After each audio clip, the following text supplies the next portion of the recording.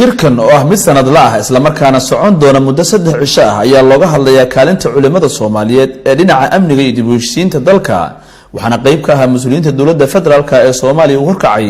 madaxweynaha jamhuuriyadda Mudane Mohamed Abdullahi Farmaajo wakiil ka socday dawlad goboleedyada iyo qaybaha kala duwan ee culimada Soomaaliyeed ee gudaha iyo dibadda dalka isaga yimid Dr. Xasan Jaamici oo kamid ah culimada Soomaaliyeed ee ka timid dibadda kana qayb galaya shirkan ayaa sheegay inuu rajo ka qabo in shirkan uu xal u noqdo dhibaatooyin badan oo dhanka amni xumada ka dhaca dalka isagoo ka codsaday madaxweynaha inuu miraha shirkan ka soo baxa loo sameeyo guddi dhaqan galiya aniga culimada dibadda ka timid ayaan ahay waxa soo waday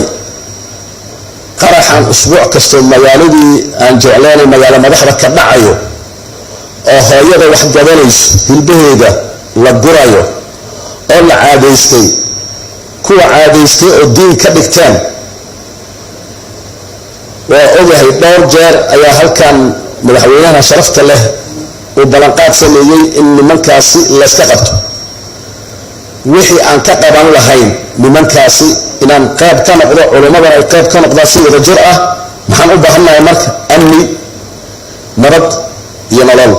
ilaahay waxaan noo weydiinayaa shirkan inuu ka soo saaro wax ummadan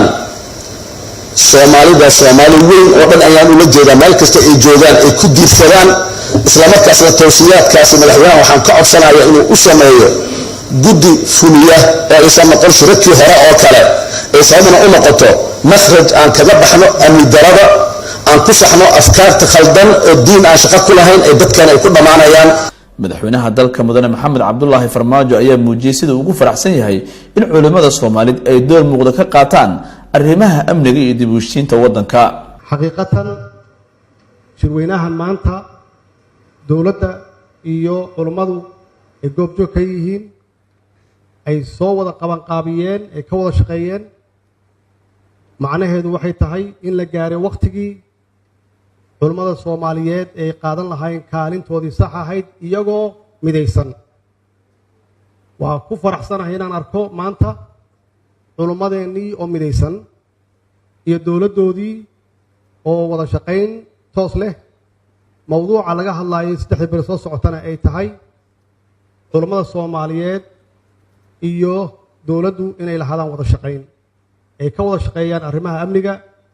arrimaha dib u heshiisiinta tan labaad inaan ka hadalno maxaan ku yiraahdaa xagjirnimada iyo sidii looga hortagi lahaa ama sidii loola dagaalamo madaxweyne Farmaajo ayaa sheegay in dhibaatooyinka dhinacyada badan ee Soomaaliya muddo haystay looga bixi karo wada shaqaynta shacabka culimada iyo dawladda culimadu doorkoodu waa cad yahay doorkoodu waa saan sheegay waa indhihii ummadda Soomaaliyeed iyo indhaha guud ahaan muslimiinta caalamka inaad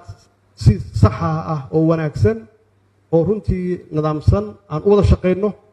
cadowgaasna na wada dhibaya oo dhibka nagu hayana aan isku meel uga soo istaagno tan kale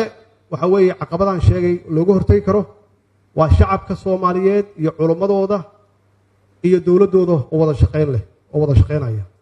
ka hadalka amniga iyo dib u heshiisiinta ee shirkan culimada Soomaaliyeed ee ka furmay Muqdisho ayaa dad badan rajo ka qabaan inuu iftiimin doono wadiiqooyinka ugu wanaagsan ee dalkan looga badbaadi karo fikirka xagjirka ah ee salka ah dhibaatooyinka ka dhacaya Soomaaliya sanadihii ugu dambeeyay